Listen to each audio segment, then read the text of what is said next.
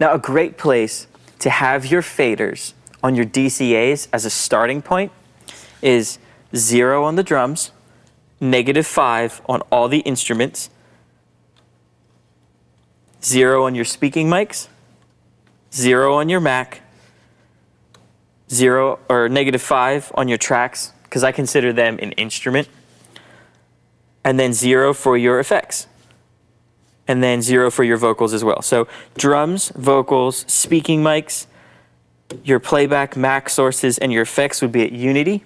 And then all your instruments would be at -5. That's going to give you punchy drums, clear vocals, and instruments that sit right underneath of all of that. And a great starting place for your groups is -1 on the drum smash, -10 on the drum dry, -1 on the kick snare bus, -5 on the bass, -5 on the guitars, -5 on the keys, -5 on the acoustic, -5 on the extra group, which the extra group is just for any inputs you might add that you want to go through a group. -5 on the choir if you had it, and then -1, -2 on the vocal, and -20 to 30, 25 on the vocal smash. 0 for the speaking group because it's not actually our speaking level. It just needs to be there so we can route it to the PA and the live stream. So if you set your DCAs to these values and your groups to these values, you should only have to mess with the input gains if all these input faders are also at unity to get your mix to sound nice and balanced. And just make sure when you're coming in on these inputs, on the compressors, on the drums, you're hitting -3 dB for everything except that snare bottom, you're hitting -6 to 10. On the guitars, hit -1 to 2, maybe 3 dB of compression. On the bass, hit -1 to 3 on that group. For the keyboards, -1 to 3 on the keyboard channel and -1 to 3 on the keyboard group. For acoustic guitars, if you have one, hit about -3 to 7 on the compression on that one, just because you want to take care of that scratchy high end.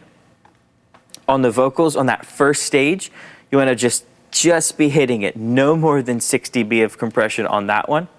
And then just let everything else on down the chain. If it's compressing too much, back the gain down on your vocal and turn up your vocal, and it should even itself out. On that vocal group compressor, no more than 6 dB as well. You want to be somewhere between 3 and 6 with all the vocals in, or it just gets too much. For the speaking mic compression, you want to let this C6 multi-band compressor kind of do the work for you. I like to just put the fader at unity and turn the gain up until it's loud enough. I try not to worry about how much compression is happening on those mics, because a lot of people who use speaking mics, they either have great mic technique, like they're holding it right up here, or they have really bad mic technique and they're holding it way down by their belly button, or maybe waving it around all over the place while they're talking. That can be super difficult to work with. And so this kind of just takes care of it with its 4 independent compression bands, and then these 2 floating ones I have set up right around 1K, really wide to handle any of that, like when it's far away and it sounds really honky because it's picking up the room. And then it's doing a bit of a wider one at like 4K to just handle any of that harshness that can come, especially on female announcers when they pull the mic way off of their mouth and it's just like way down by their belly button. It can be super shrill and super harsh. We don't want that sound, so that band can kind of take care of that if you're having that experience. But I try to just turn the gain up until it's loud enough because it hits the group compressor just like the vocals, and that'll take care of it for stream. For the crowd mics, I try to do anywhere from 3 dB to 6 dB if they're screaming and yelling.